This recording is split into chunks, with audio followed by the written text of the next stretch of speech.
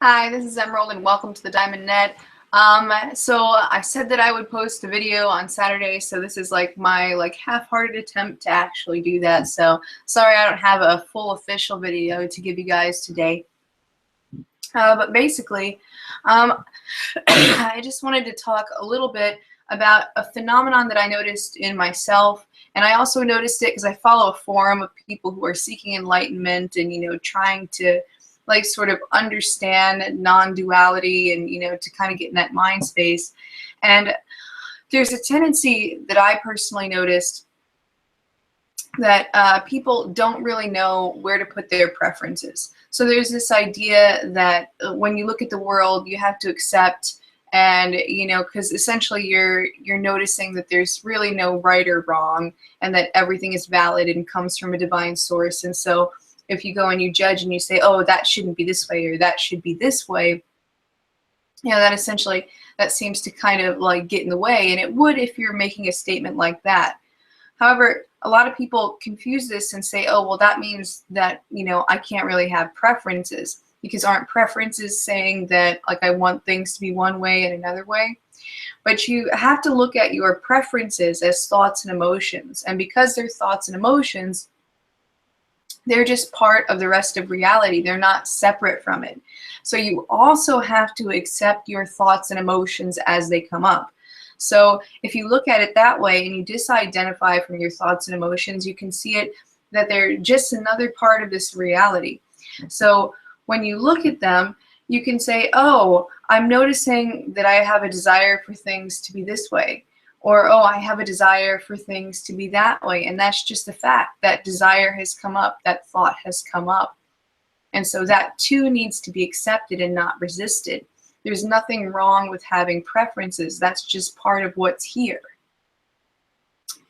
Yeah, so the example that I had kind of realized this thought pattern off of, because I noticed it in myself, but I really only solidified when I saw this, is I follow this forum, and it's a forum put on by Leo from actualize.org, and so it's a lot of topics about self-improvement and various things. And I got onto the topic. It was about veganism and ethics. And for me, I transitioned to being vegan actually back in June.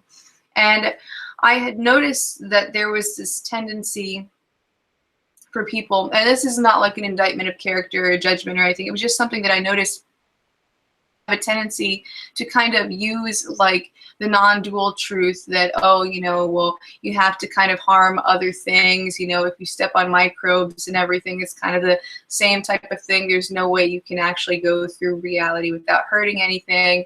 And they would come up with a lot of things like that, and that's absolutely true. There's no way that you can actually exist here. And we know so little about the universe that, essentially, if you put your hand down on a surface, you could crush a whole entirely different world, because we really just don't know that much about how this reality works. Not yet. We only know so much.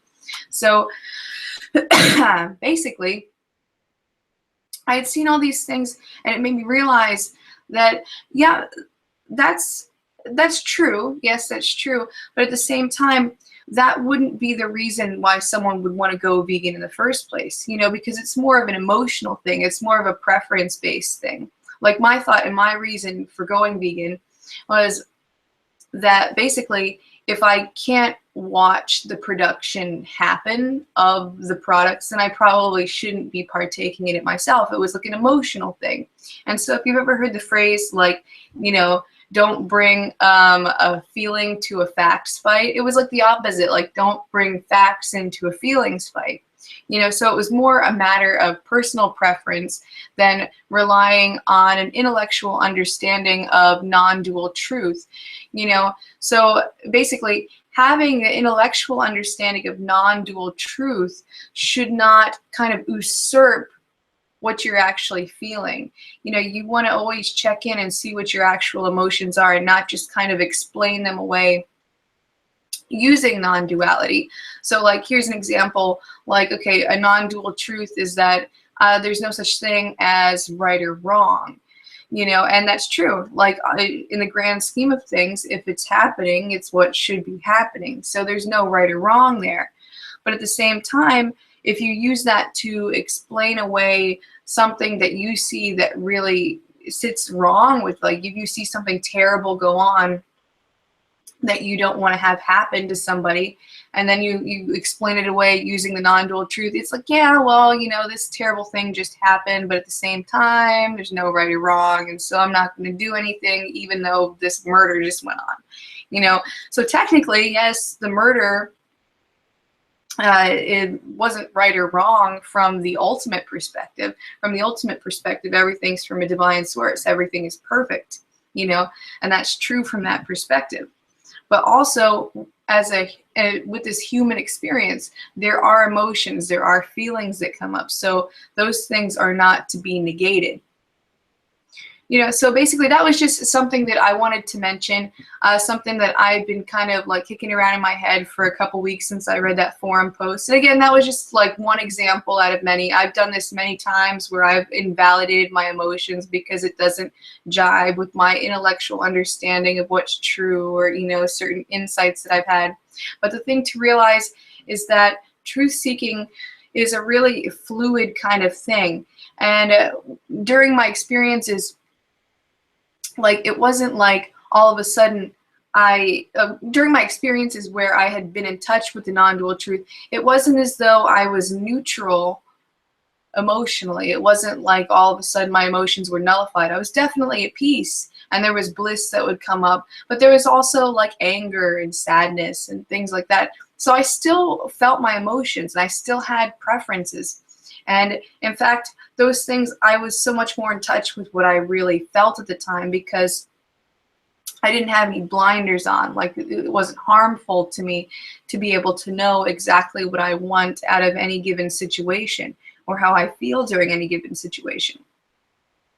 So it's just a reminder, if you're a truth seeker, if you're somebody who's seeking enlightenment, don't let the intellectual understanding of the truth nullify something that's actually here in your reality, like how you feel emotionally. All right, well, that's all I have for you for now. I hope you enjoyed the video. I'll try to get a video out at some point this week, but I did want to give you one today on Saturday, because I said on my last video that I would have one posted today. All right, so that's all I have for now.